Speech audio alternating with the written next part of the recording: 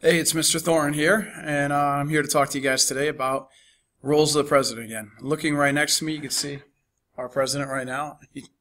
Barack Obama decided to join me. And what we wanted to discuss was just what he does and how he does it. So the first role that we're going to look at is his role as chief of state. Now, in that role, he's acting as what I would say is a chief mascot. The book would say the ceremonial role, where he goes and he takes pictures with the UConn men's and women's teams after they win the national title, or this year with the UConn women's teams after they win the title. I'm sure next June he'll take a picture with the Boston Red Sox after they win the title in 2015. It's just what you do. When the team wins, you take photos with them, and obviously my teams win, so that's what he's going to do. And, maybe throw out the first pitch, wear his mom jeans somewhere. That's how the president acts as a chief of state. Our next role is huge. This is a chief executive. Now, as you can see here, this guy, he's smiling in this photo, but as he runs the whole show, it's not that easy. He's in charge of his entire cabinet. He's in charge of 3 million workers for the chief executive. He has to figure out exactly how to implement the laws. If you remember correctly from the game we did where you had to sign a bill into law and then go around to various places, it's not easy to implement every law. The president is in charge of that. He's in charge of making sure that these things take place. All right, and now this sort of goes hand in hand with chief executive. It's chief administrator.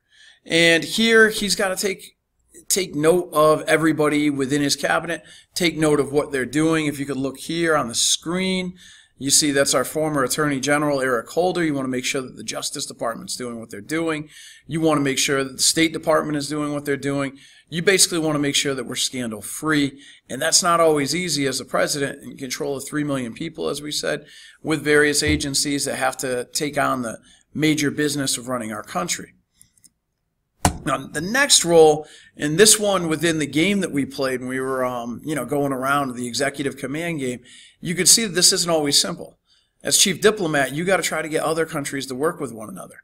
And president, they have to try to have some sort of bargaining chips. I mean, luckily for us, we've been a major power, and that happens every now and then where they could get one country to do what they're looking for. Like right now, they're trying to get Iran to cut down on their nuclear weapons program. And we're able to do that because that we have other players involved, but Russia sometimes gets in that way. So that doesn't always make diplomacy the easiest thing. All right, and the next one is fairly cut and dry. The president, he's a civilian, but he's in charge of the armed forces. He's a commander-in-chief. So he gets to make decisions about where we're going to war, or, again, he can't necessarily declare war, but we haven't declared war since World War II, and we've had troops, and we've had plenty of wars since then. So the president will take our troops, send them somewhere, and due to the War Powers Resolution, have 60 days to make a decision about how long they'll be there. And as a president, he doesn't, necessarily control all the armed forces per se as far as leading them into battle, but he is in charge of the armed forces due to their budget, due to where they're going to go, how long they're going to be there, what rules we're going to make for warfare, what constitutes torture for military combatants, things like that. So the president, he plays a huge role in this. And, clearly President Obama, in his role, he's made some decisions about whether or not we want to attack ISIS. Again, with separation of powers, checks and balances, you need to check with Congress. But this is a huge role, and this is a lot of times where you want somebody that we feel is calm, cool, or collected, or not necessarily looking to get us involved in many conflicts in a president. And maybe in 2016, these are things that we'll be looking for in a candidate. All right, this next one has become, I would say, one of the largest roles for the president. That, as much as we're teaching separation of powers and checks and balances, the role of chief legislator just is so huge now. Because we need Congress to do what the president wants them to do, or not we need, but the president needs, because if Congress isn't doing what he wants, then the president's term is fairly much a failure. And we've seen this happen time and time again with President Obama, where he didn't really deal well with them. They didn't really deal well with him. He had to call in Joe Biden many a times to try to get to work with them. But for one reason or another, even his signature piece, the Affordable Care Act, that was by party line. So we didn't necessarily see Obama being a skillful legislator as a president. And our presidents that have gotten the most done with Congress tend to also be viewed as some of our more successful presidents. And I don't think that's just a coincidence. This is obviously a major role of the presidency. The next one deals with basically fundraising. When you're the president, you're seen as the leader of your party. Not chief of party like, oh, I'm the chief of party, I go out and turn up. No, that's not it.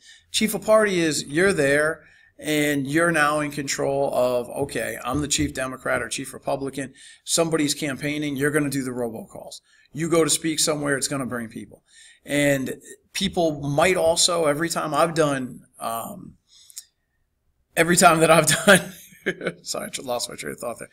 Every time that I've signed people up for voter registration, they always ask me who the president is or what the president's party is, and they either like him and they sign with the party, or they dislike him and they go with the opposite party.